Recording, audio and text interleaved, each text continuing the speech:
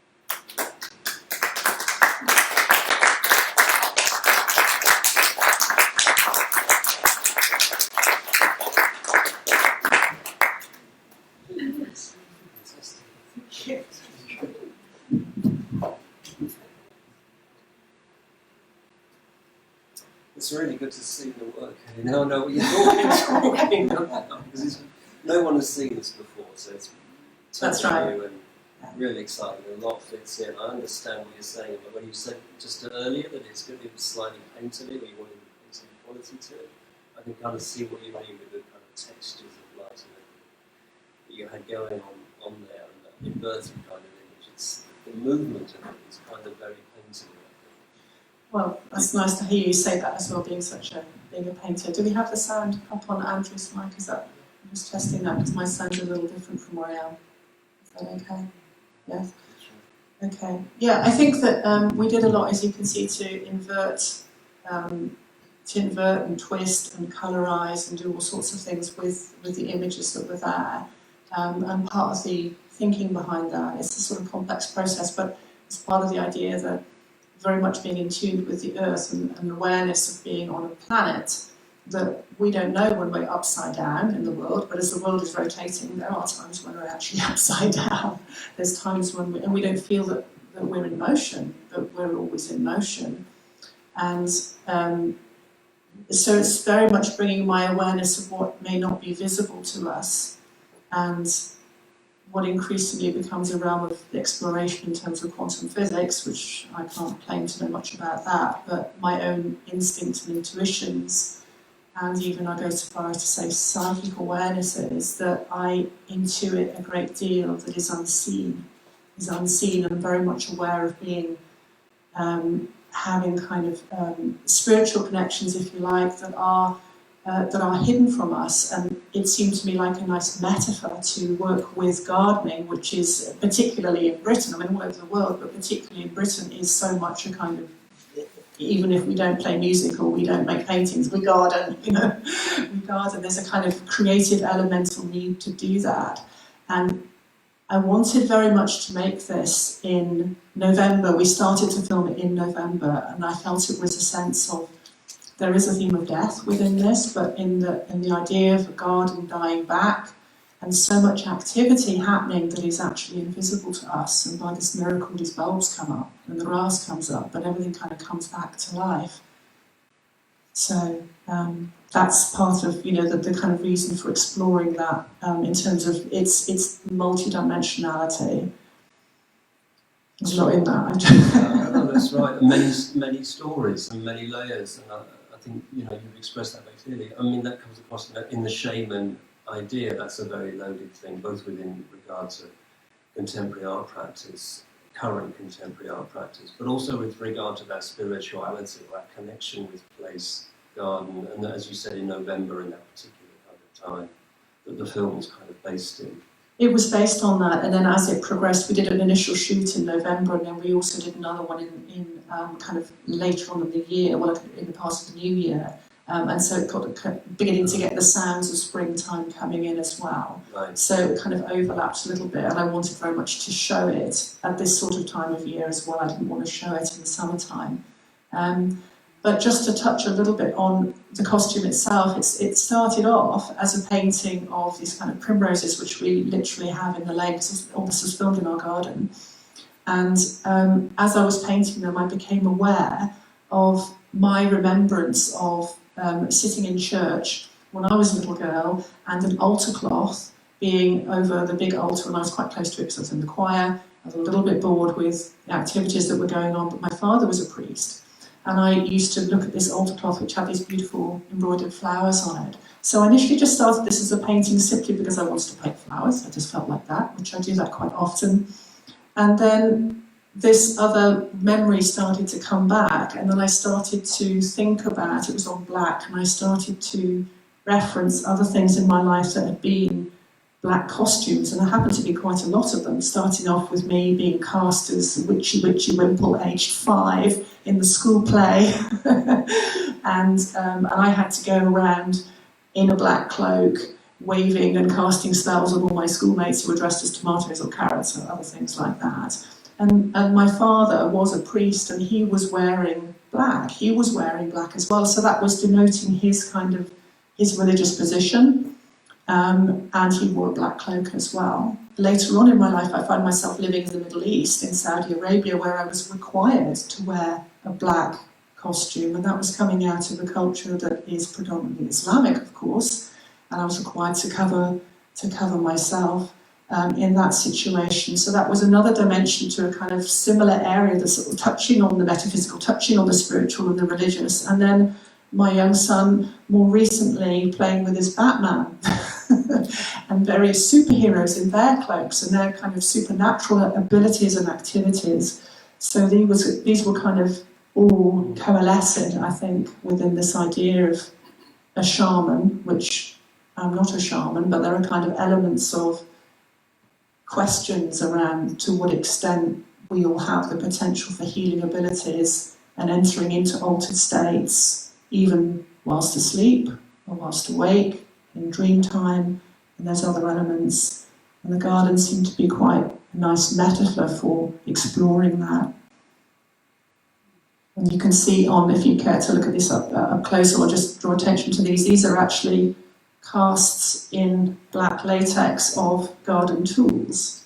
So they're hammers as well, forks, spades, saws, rakes, hoes, all the kinds of things you would use within the garden, but almost shed like a kind of a skin.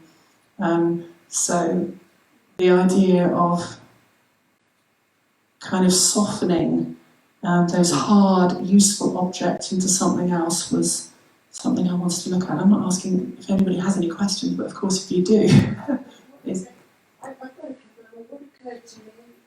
Oh, can we ask Wanda to say to the microphone just for the purpose of the streaming? Thanks, Wanda. Thank you. What occurred to me, apart from what was a very tactile film, the tremendous tactile quality, particularly in the soil with the flowing cloak and the flowing movements, and the sound quality added to the tactile feel of the film for me.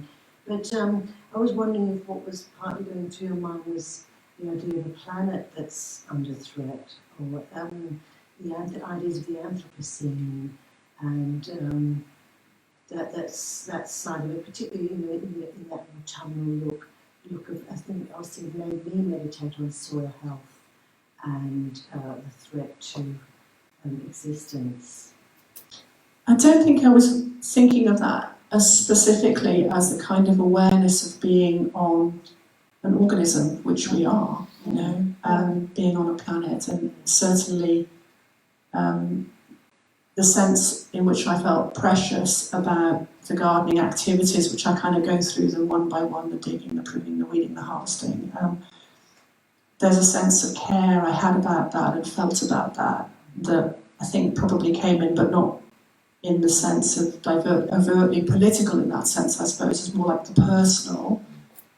It's funny because I think it shows how you bring your own. There's something that I'm very involved in at the moment. I was looking at all these X's that kept appearing with the cutting up the film and the implement crossing, and I was thinking, oh, it's Extinction Rebellion symbolism. Because that occurred through quite a lot of, particularly in the second half of the film. So I was thinking, is that me, or is that something that's... I hope that the work can bring those kind of elements in, if you like. I mean, I think there were probably other things going through my mind about creating flags and creating boundaries with that, territories. So there's that element in there, I think, as well as the suggestion of the forms and the faces that you might have observed coming into those kind of morphings. So you think when something is doubled, it begins to look like a creepy face, or it begins to look like something else. So there's very much a sense of ancestors who may have passed are being incorporated into the soil. I mean, quite literally, and of course, all the animals and organisms that have made up our current soil. So it's a sort of revolution and a cycle. I really like the simplicity of it, because I know you said it's quite a complex thing. I'm sure it's deceptively simple, but it is very simple motions and activities, which then get kaleidoscoped by the skitting and the backwards and forwards repetition. But I thought, I really loved the way it was so simple yet complex and built into these wonderful patterns, and organic shapes. Thank you. I think it did kind of grow, because I had an idea at the beginning of saying, Michelle, I want to do digging and pruning, and I want to tear stuff up, and I want to go through these chores that we do in the garden in preparation for it, but then each one kind of worked into something else that I felt was, you know, very elemental. You know, I know one day I'm going to end up as a pile of dust, you know. But my personal belief is my spirit will leave, and it will take on, and it will go on to another area. So I kind of that's coming from another perspective for me as well. But so that's partly why I was playing with those kinds of shapes and images. That's got a question or observation. Oh, yeah, please. Just a quick couple of observations.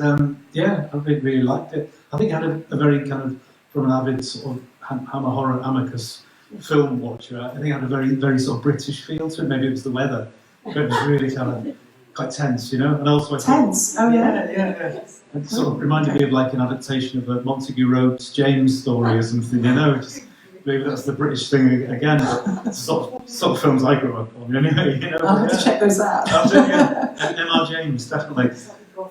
Yeah, just a bit odd, but but something like a message under there that perhaps only you could see, only I could see, maybe. Yeah, I could really smell that earth as well in the beginning. I thought it was really clever. Thank you. It was really good. Yeah, I want to kind of bring over tactility, I think, if we could also. Yeah, like Vanda was saying, sort of the images, the faces, and when there was sort of like, when you split the screen and you start sort of echoing certain shapes and the mirror image, and that really does, you know, really had some sort of images in there that maybe particularly to the individual, only the individual could read, really, you know. But yeah, I like it. Thank you very much. Oh, thank you so I much. think Chappie wants to say some words. Oh, God, John. Yeah, that's really nice to see. I was thinking it was about the Garden of Eden, and you were, the shaman was Eve. I saw some very female sexual parts in there, which I thought were really good, and the way you handled that beetroot was really sensual. No, this is how art works, isn't it? It is how art You give works, an explanation, yes. but that isn't the function. It's the emotional content that you find and the images that say something to you, and your own background comes along. And I've always been a bit worried about the Garden of Eden, because Eve got blamed for everything. It was rather bad, and I thought that was a statement on that. But maybe too soon. Thank you very much. No, I think Really that's really interesting feedback. Actually, I'm thinking about that, because the garden throughout different cultures has, you know, there is the original garden, isn't there? There is that. Yeah, definitely. Yes, and I think being a woman, there were definitely womanly shapes, and I was playing with that, no doubt. Yeah, sure. Wellington boots were The Wellington boots, we had a sense of, I wanted to kind of bring a little bit of mundane, down to earth, kind of wry thing into it, and I was also referencing some of the old black and white comedies where things are speeded up, like Charlie Chaplin and things like that, to kind of play with that a little bit as well. You have a question over there as well? Yes, please. Well, first of all, I'd like to say that every gardener is a shaman. You know, it's the way you garden, you touch, you feel, you move, and you captured that very nicely, I thought. It's just purely technical, really. Did you start off by sort of blocking it out in 2D before you discussed it, or did you just do all these, after you'd shot the film? We did. Did you sort of shoot a bit and then go together and work out what to do with it? It's so technical, that's all. Yeah, fair question. There's a lot of technical work on it. I'm impressed with that. Huge amount on it. So, how much plotting did you do? I think this is what I'm trying to ask beforehand. Yeah, there's. Well, I had an idea. I generally have a vision, I think, in my own mind about, and that's a kind of starting point. And I definitely wanted those certain activities. So we filmed them as chores, and we filmed them as. We filmed them as a separate series of chores, as you would, just from certain angles, and we played about with angles quite a lot. So for Michelle, she was great for like lying on the ground, going up on ladders, and all sorts of things. And then it was after we'd got the footage. We didn't do any of that alteration until we got the whole footage, and then I began to, we really kind of worked around the possibilities of what we could do. And I said, I want this bit upside down, I want this bit doubled, can we stretch it out, can we speed it up? And so she really was amazing. You had this image, because I love the bits where the whole image fragmented and was flying across the screen. It was wonderful. Yeah, we duplicated a lot. We did a lot of layering on it, and then kind of ghosting as well, and then going backwards with stuff and forth. So we kind of, we really stretched it, and it was so much fun to work with that, because I've never really worked with video in that sense, other than just like a straight filming or something before. So I hope to do some more. Thank you so much. Thank you very much.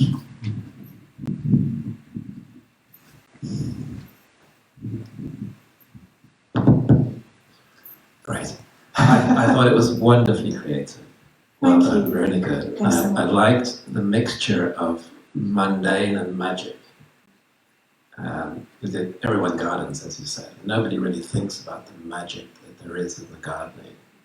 I thought that came through really well. I also like your use of sound. It's quite jarring. But I wondered if you'd thought about sort of making it more rhythmical in some way, or it's sort of musical even. We worked quite a bit with the sound that we had. We thought about adding sound on and re-recording, but we didn't do that. But we worked with it. So there was some sort of like when the dog barks, we amplified it like that. So we tried to make it so it wasn't falling into anything expected. And there were quite a lot of those speeding up sounds that I wanted to sound like insects. So there were quite a lot of insect references, because I felt that somehow that's such an integral part of the process. So, and even when I did that bit where I went up, it's like going into a sort of chrysalis shape, and the kind of all those rustling sounds. So we were very aware of the sound and wanted to work with it, but we didn't kind of apply anything onto what was actually happening in the garden. So it was like, I limited myself a bit to that, because I believe in restriction actually, to a certain extent. But it's a fascinating area to work with sound as well. And of course you can do that there. But some of it was obviously very rough. It wasn't muted at all. It was just wild wind, and that was also I'll have it like that on that bit. And the breathing, occasionally there was sometimes when we could hear Michelle breathing, and she said, "Shall I take that out?" I said, "No." I like that, because it's like the breath of the earth. It's like the breath of something going on. Very good. Yeah. Thank you.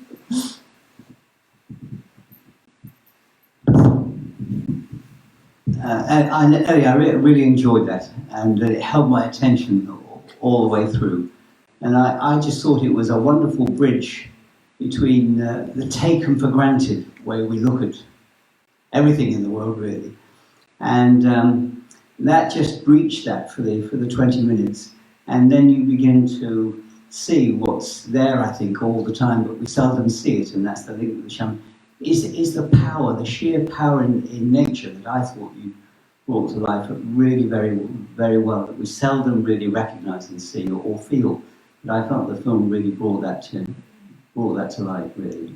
Very, very enjoyable. Well, thank you very much. I think where I live kind of helps that so much, because I love to be in nature, and it's like I'm aware that sometimes I isolate myself from other people, and it's because I hear so much in nature. It's almost like it's a cacophony for me. So I'm very kind of aware of that. So I guess that came over.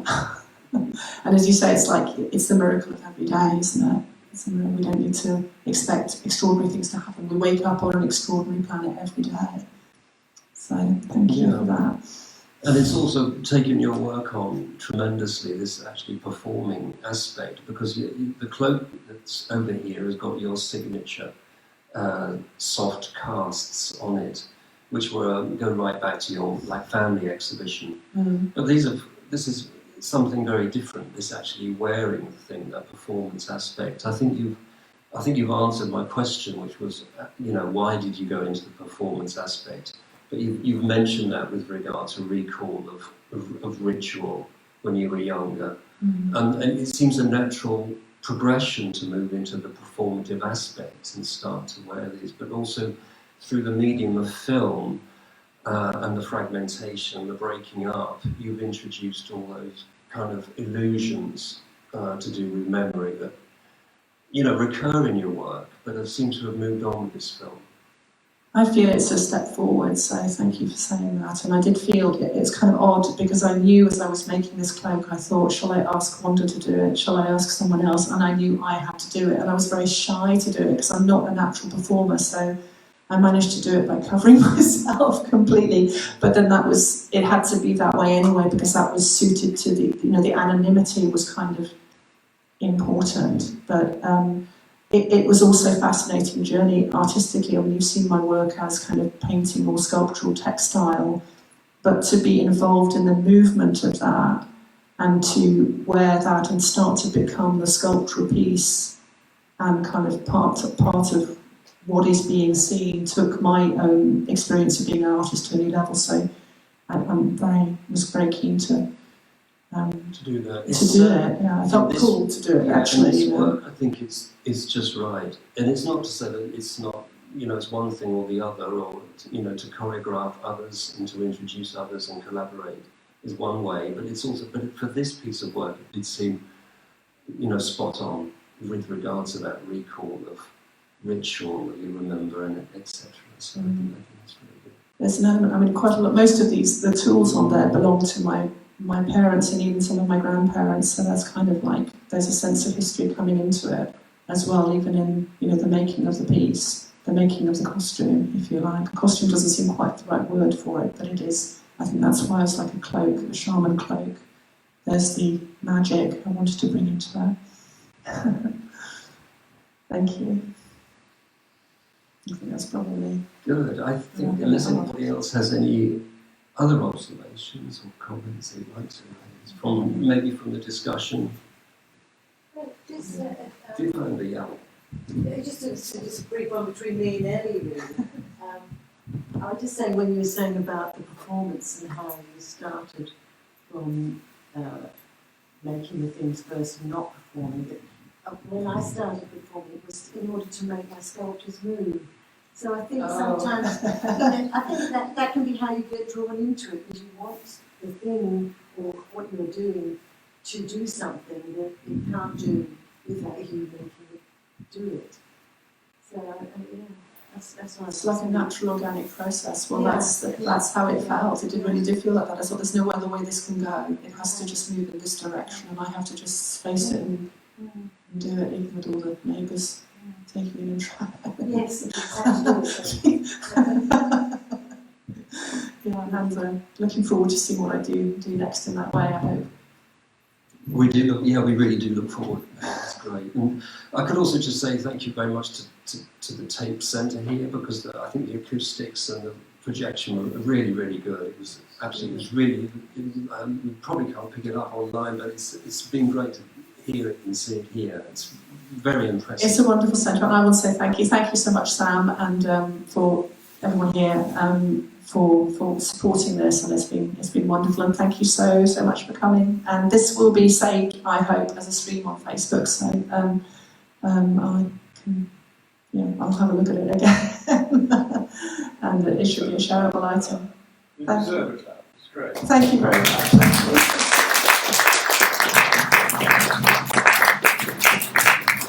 And thank you, Andrew, of course. Thanks very much. Can we see it again? I think we'll probably have to, they're closing down around now here at Tate, but I'm hoping, it would be lovely to have another venue to show it at. I hope for that, definitely, because I didn't make it for one showing. Any suggestions or invitations to show it elsewhere would be very welcome. I'd love that. Thank you. Thanks very much.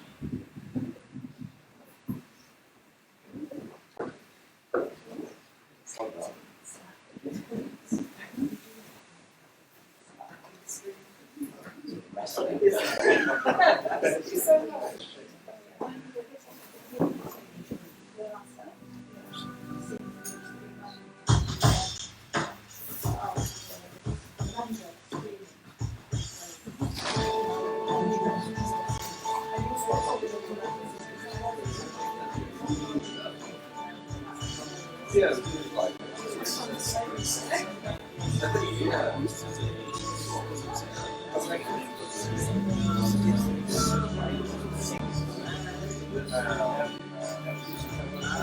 Jesse's